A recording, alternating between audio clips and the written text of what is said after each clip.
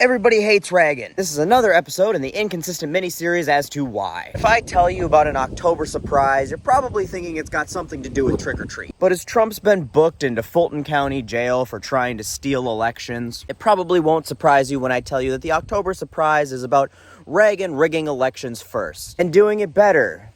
Or I guess worse. It's about to become a Dr. Seuss book. How Reagan managed to undermine the 1980 presidential election was a mix of Watergate and some light treason. However, Reagan was a big fan of treason, so it's really not that surprising. He did it a lot during his presidency, but we'll get into that later. The story starts with a man named Bill Casey. Bill Casey was an OSS spy master during World War II. The OSS, the Office of Strategic Services, was kind of like the precursor to the CIA. It was our intelligence agency at the time. So Bill Casey knew how to do some shady shit. And he had the connections to do some shady shit. And if you're Ronald Reagan, the people you want to surround yourself with are people who have the know-how, the connections, and the willingness to do shady shit. So having all the qualifications that Ronald Reagan was looking for in a campaign manager, Bill Casey got the job. And old crooked Casey immediately went to work doing the kind of shady shit that is synonymous with the Reagan administration. Taking cues from Nixon and Watergate, but being smart enough to not tape record it, Casey paid operative Paul Corbin $1,500 to steal Jimmy Carter's debate binder. The binder contained all of Jimmy's talking points for the one and only debate in the run-up to the 1980 presidential election. And knowing that Reagan was an imbecile who had no way to compete against an opponent who was superior in every single way, Reagan used all of that information to cheat his way to debate victory. And that's bad enough right there, right? We should be able to end the video right now. Stealing from your opponent so you can cheat your way through a presidential debate to win an election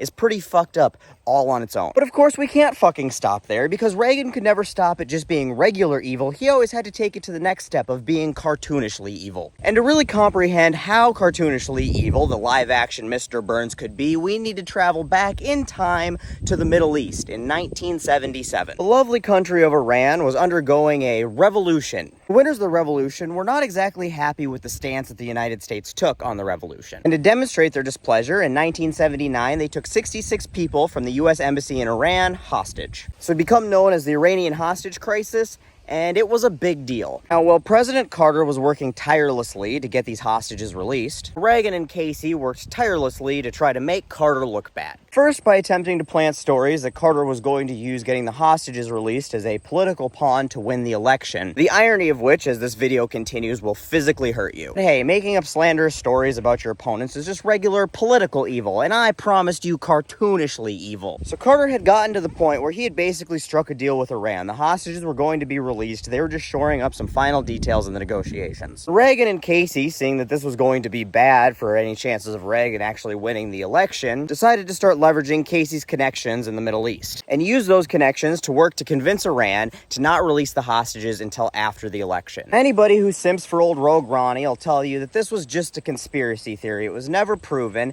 and they have a little bit of a point. At least they did. For a long time, they were never able to put a smoking gun on this conspiracy. However, the circumstantial evidence was damning at the time, got more damning over time, and recently was pretty much confirmed. First, Iran inexplicably stalled on these negotiations that were basically complete. Casey secretly ran off to Madrid, where it is rumored that he met with the Ayatollah of Iran directly. However, during a 1991 congressional probe into the October surprise, a bunch of the documentation about his trip to Madrid had been conveniently destroyed or lost by the Daddy Bush administration. Daddy Bush was conveniently Ronald Reagan's vice president, including a cable sent from Iran stating that Bill Casey had arrived in Madrid. But they didn't manage to destroy all the evidence, and in 2011, an investigative journalist found buried deep in George H.W. Bush's presidential library a memo actually describing that cable from Iran. That memo was in response to the subpoena of the Congressional Committee looking for the cable, so some kind of cover-up took place, because they knew about it, knew what it said, didn't produce it. Furthermore, in 1996, Yasser Arafat told Jimmy Carter personally that the Republicans in 1980 approached him and offered him an arms deal if he could arrange to keep the hostages in Iran until after the election. Of course, Arafat claims he refused the offer. However, about a dozen other sources have also come forward and verified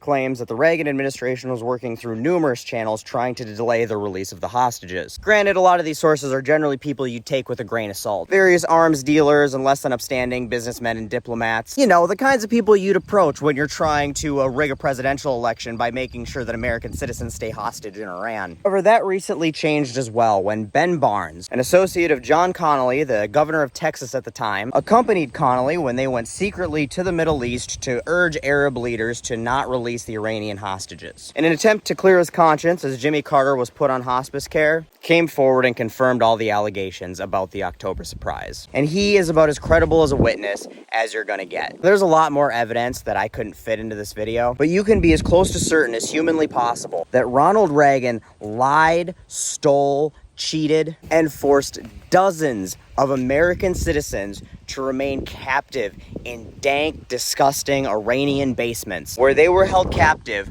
for 444 days. Also, he could win an election he was too shitty of a candidate to win on his own merits. And that's just another reason everybody hates Reagan.